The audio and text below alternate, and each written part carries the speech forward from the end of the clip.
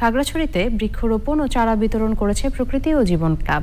জেলার বিভিন্ন এলাকায় ফলদ, বনজ, ঔষধি গাছের চারা বিতরণের পাশাপাশি পাহাড়ি পরিবেশ রক্ষায় সচেতনতা তৈরিতে নেওয়া হয়েছে নানা উদ্যোগ।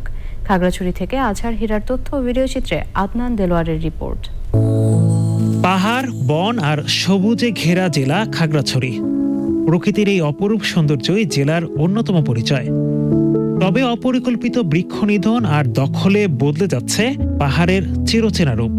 এমন বাস্তবতায় সবুজে সাজাই বাংলাদেশ স্লোগানে খাগড়াছড়িতে বৃক্ষরোপণ ও গাছের চারা বিতরণ করেছে প্রকৃতি ও জীবন ক্লাব।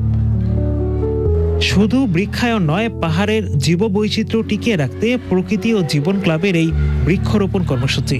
সবুজে সাজাই বাংলাদেশ এই প্রতিপাদ্যে খাগড়াছড়ি জেলায় বৃক্ষরোপণ ও গাছের চারা বিতরণ কর্মসূচি পালন করেছে প্রকৃতি ও জীবন ক্লাব।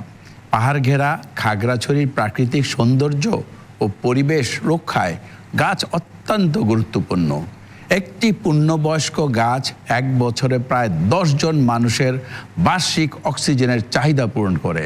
এছাড়া গাছের শেকড় পাহাড়ি মাটির স্থায়িত্ব বজায় রেখে ভূমিক্ষয় ও ভূমিধসের ঝুঁকি কমায়।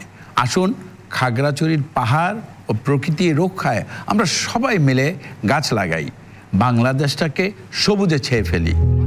প্রকৃতির সঙ্গে নতুন প্রজন্মের সখ্যতা গড়ে তুলতে খাগড়াছড়ি নতুনকুড়ি ক্যান্টনমেন্ট হাই স্কুলে আয়োজন করা হয় সবুজায়ন কর্মসূচি। শিক্ষার্থীদের মাঝে বিতরণ করা হয় বিভিন্ন প্রজাতির গাছের চারা। পাশাপাশি শিক্ষার্থীদের দেওয়া হয় গাছ লাগানো ও পরিচর্যার বার্তা।